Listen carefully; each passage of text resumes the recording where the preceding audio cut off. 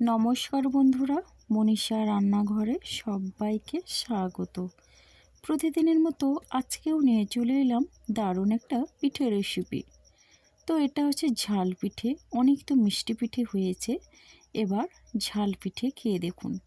তো বন্ধুরা, প্রথমে লাইক দিয়ে ভিডিওটি শুরু করবেন আর ভিডিওটি ফুল ওয়াচ করবেন, এটাই আমার অনুরোধ রইল। এখনও যারা আমার চ্যানেলটিকে সাবস্ক্রাইব করেনি, প্লিজ সাবস্ক্রাইব করে পাশে থাকা বেল আইকনটি প্রেস করে নোটিফিকেশান অল করে দিন, তাহলে সবার আগে আপনি আমার নোটিফিকেশান পেয়ে যাবেন। তো চলুন রেসিপিটি শুরু করি। এখানে আমি 2 বাটি ময়দা নিলাম। 2 বাটি ময়দার সমান 300 গ্রাম। তো বন্ধুরা দেখুন, আমি আমার প্রয়োজন মতো ময়দা নিয়ে নিয়েছি। আর এদিকে আমি লবণ দিয়ে দিচ্ছি স্বাদ মতো। তো বন্ধুরা, লবণ দেওয়ার পরে এখন আমি চিনি দিচ্ছি 1 চামচের কম। এই বড় চামচে চিনিটা দিলে কিন্তু স্বাদটা খুব ভালো আসে। তো বন্ধুরা, এখন অল্প পরিমাণে দিয়ে দিচ্ছি জোয়ান। এটা হচ্ছে ছোট চামচের 1 চামচ জোয়ান দিলাম। আর জোয়ানটা আমি হাতের তালু দিয়ে এইভাবে ঘষে দিয়ে দিচ্ছি। তো বন্ধুরা, এখন আমি এই উপকরণগুলো ভালো করে মিশিয়ে নিচ্ছি। তো এরপর আমি অল্প অল্প জল দিয়ে একটা ব্যাটার তৈরি করে নেব। তবে হ্যাঁ, একসঙ্গে কিন্তু বেশি জল আমি দেব না, অল্প অল্প জল করে আমি একটা সুন্দর ব্যাটার তৈরি করে নেব। তো বন্ধুরা, এই ঝাল পিঠের রেসিপি কিন্তু অসাধারণ লাগে। আপনারা অনেক রকমের পিঠে খেয়েছেন, অনেক মিষ্টি পিঠে খেয়েছেন, তবে এই ঝাল পিঠেটা অবশ্যই একদিন বানাবেন, দেখবেন খেতে খুব ভালো লাগবে। তো বন্ধুরা দেখুন, আবারও জল দিয়ে দিলাম। আর জলটা দিয়ে আমি ময়দাটা এইভাবে কিন্তু মিশিয়ে নিচ্ছি। তো এটা কিন্তু অসাধারণ লাগে। আর এখানে আমি জোয়ান দিয়েছি, আপনারা চাইলে কালো জিরে বা সাদা জিরে দিতে পারেন। এবার দেখুন বন্ধুরা, ব্যাটারের ঘনত্বটা এইরকম হতে হবে, তবে গিয়ে কিন্তু খুবই সুন্দর হবে এই পিঠের রেসিপি। তো এখন আমি এটা রেস্টে রেখে দেব 10 মিনিটের জন্যে। তো এদিকে আমি একটা পুর তৈরি করে নেব। তার জন্য এখানে আমার কাছে ক্যাপসিকাম আছে, গাজর, টমেটো, পেঁয়াজ আর কাঁচা লঙ্কা কুচি। এবার আলু সেদ্ধ আছে, সেটা আমি পরে দেখাবো। তো এদিকে গ্যাসে কড়াই বসিয়ে আমি দিয়ে দিলাম কড়াইয়ে সর্ষের তেল। আর এই পুরটা আমি সর্ষের তেল দিয়ে করব। এবার আমি ফোড়নে দিলাম গোটা জিরে। এবার দিয়ে দিচ্ছি, জিরেটা ভাজা হয়ে আসলে পেঁয়াজ কুচি। এরপরে আমি দিয়ে দিচ্ছি কাঁচা লঙ্কা কুচি। তো বন্ধুরা, এখন আমি পেঁয়াজ আর কাঁচা লঙ্কা কুচি দিয়ে ভালো করে নেড়ে চেড়ে ভেজে নেব। পেঁয়াজটাকে হালকা করে একটু ভেজে নেব। তো বন্ধুরা, আপনারা চাইলে বেশি পেঁয়াজও দিতে পারেন বা কমও দিতে পারেন। এখানে আমি 2টো মিডিয়াম সাইজের পেঁয়াজ কুচি করে রেখেছিলাম, দিয়ে দিয়েছি। তো দেখুন বন্ধুরা, এইভাবে আমি ভালো করে নেড়ে চেড়ে নিলাম। আর এখন আপনারা যদি চান এটা সাদা তেলেই করতে, অবশ্যই সাদা তেলে করতে পারেন। পেঁয়াজটা হালকা ভেজে নিয়ে দিয়ে দিলাম ক্যাপসিকাম কুচি। তো বন্ধুরা, এরপরে দিয়ে দিচ্ছি গাজর কুচি। গাজর আর ক্যাপসিকাম কুচি দিয়ে এখন আমি ভালো করে এটা মিশিয়ে নেব। তো বন্ধুরা দেখুন, এটা কিন্তু হালকা করে ভেজে নেব। আর এটা ভাজা হলে কিন্তু খেতে খুব ভালো লাগবে। তো বন্ধুরা, গাজর আর ক্যাপসিকামের একটা কাঁচা গন্ধ থাকে। তো এখন আমি দিয়ে দিচ্ছি লবণ। তো এখন আমি 1 চামচের মতো লবণ দিলাম, মানে গাজর আর ক্যাপসিকাম ভাজতে যতটা লবণ লাগে তো ততটাই লবণ আমি দিয়ে দিলাম। তো লবণ দিয়ে ভালো করে এটা আমি মিশিয়ে নিচ্ছি। আর এই পুরটা কিন্তু অসাধারণ লাগে। আপনারা আপনাদের পছন্দের মতো সবজি দিয়ে পুরটা বানিয়ে নিতে পারেন। তো দেখুন বন্ধুরা, ঢাকনা খুলে দেখাচ্ছি, এটা কিন্তু অনেকটা ভাজা হয়ে এসছে। এরপরে এইভাবে কিন্তু আমি নেড়ে চেড়ে নিচ্ছি। তো বন্ধুরা, এখানে চাইলে আপনারা বিটও দিতে পারেন। তো আমি এখন দিয়ে দিলাম গ্রেট করে রাখা আদা। তো আমি হাফ ইঞ্চির মতো আদা গ্রেট করে রেখেছিলাম, দিয়ে দিলাম। তো আদাটা দিলে কিন্তু ফ্লেভারটা খুবই ভালো লাগে আর স্বাদটা খুব ভালো হয়। তো বন্ধুরা দেখুন, আদাটা দিয়ে আবার একই রকমভাবে এই সবজিগুলোকে ভেজে নিচ্ছি।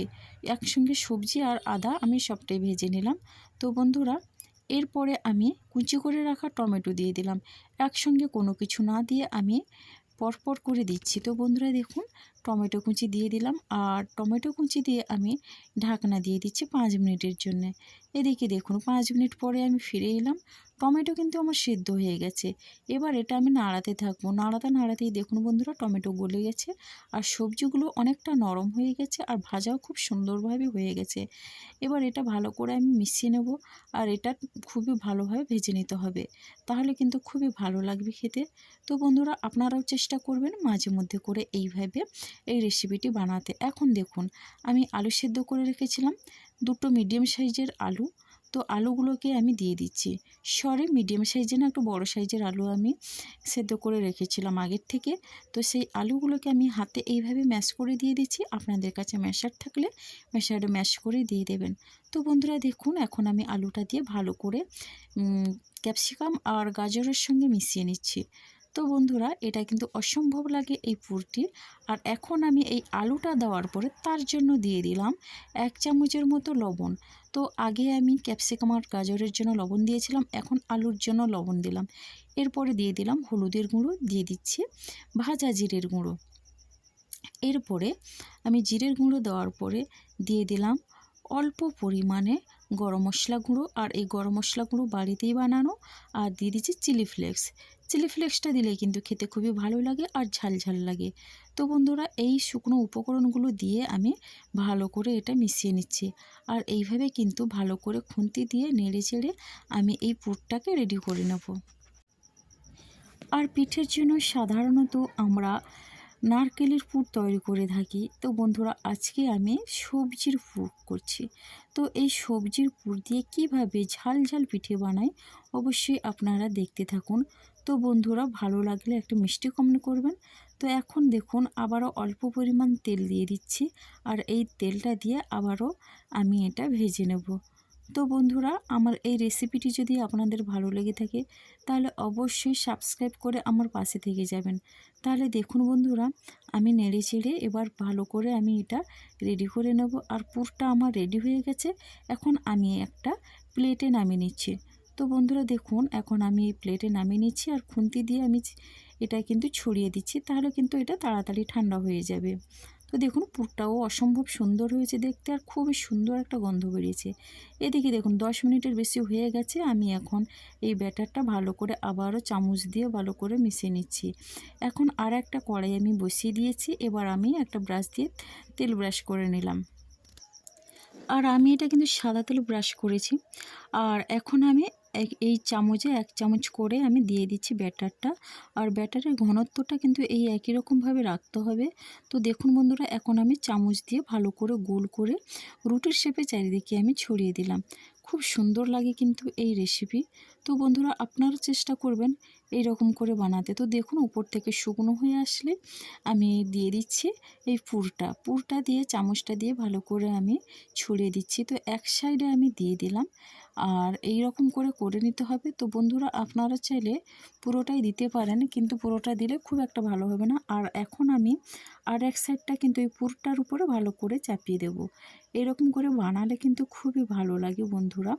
আর এটা কিন্তু বাচ্চাদের টিফিনে বক্সে দিতে পারেন, আর এটা লাঞ্চ বক্সেও যারা অফিসে যাবেন তাদের লাঞ্চ বক্সে দিলেও খুবই ভালো লাগবে। তো বন্ধুরা দেখুন আবার একটু তেল নিয়ে ভালো করে আমি সাইডে ব্রাশ করে নিলাম। আর এখন দেখুন এটা কিন্তু খুব সহজেই কড়াই থেকে উঠে যাচ্ছে।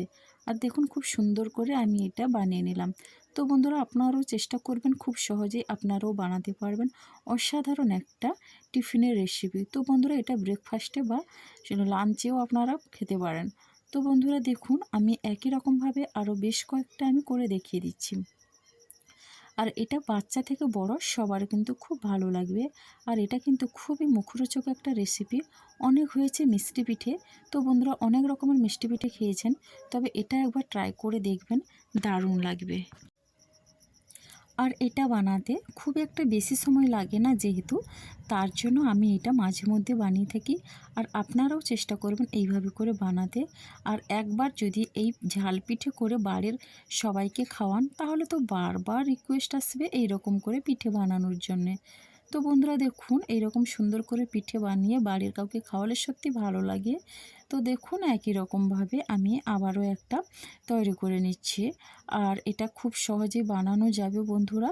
তো আপনারাও চেষ্টা করুন সপ্তাহে একবার হলেও এটা বানাবেন, তাহলে দেখবেন খুবই ভালো লাগবে। আর আমার এই রেসিপিটি যদি আপনাদের ভালো লেগে থাকে তাহলে অবশ্যই একটা মিষ্টি কমেন্ট করবেন, তাহলে কিন্তু নিত্য নতুন ভিডিও দেওয়ার জন্য আমার উৎসাহ অনেকটাই বেড়ে যাবে। তো বন্ধুরা দেখুন আমি একটু তেল ব্রাশ করে দিলাম, আর এখন আমি এটা তুলে নেব। আর এই পিঠে কিন্তু আমার বাচ্চা খেতে খুবই ভালোবাসে। তো বাচ্চা বড় সবারই খুবই এটা প্রিয় রেসিপি। আর এটা খুবই মুখরোচক। তো দেখুন বন্ধুরা, এখন আমার এটা রেডি হয়ে গেছে আর আমি পরিবেশনের জন্য একটা থালায় নিয়ে নিয়েছি। আর এই জোয়ান দেওয়ার কারণে এর স্বাদটা কিন্তু দ্বিগুণ বেড়ে গেছে। আর দেখুন বন্ধুরা, এটা কিন্তু দেখতে খুবই সুন্দর হয়েছে, অসাধারণ হয়েছে এই রেসিপিটা। তো আপনারাও এইভাবে করে বানান, দেখবেন খুবই ভালো লাগবে। আর অসংখ্য ছিদ্রযুক্ত এই পিঠে, দারুণ একটা টেস্টি পিঠে। এটা একবার খেলে কিন্তু বারবার খেতে চাইবেন, অন্য কোনো পিঠে আর ভালো লাগবে না। তো বন্ধুরা দেখুন, এই ঝাল পিঠে আমি একটা কেটে দেখিয়ে দিচ্ছি কতটা সুন্দর হয়েছে। এটা খুবই পাতলা, অসম্ভব সুন্দর একটা পিঠে রেসিপি, নরম তুলতুলে পাতলা একটা পিঠে। তো দেখুন, ভেতর থেকে দেখতেও অসম্ভব সুন্দর হয়েছে। তো বন্ধুরা, আমার এই রেসিপিটি যদি আপনাদের ভালো লেগে থাকে তাহলে অবশ্যই আমার পাশে থেকে যান। আজকের ভিডিওটি আমার এই পর্যন্ত। আগামীকাল আসবো আবার একটা নতুন ভিডিও নিয়ে।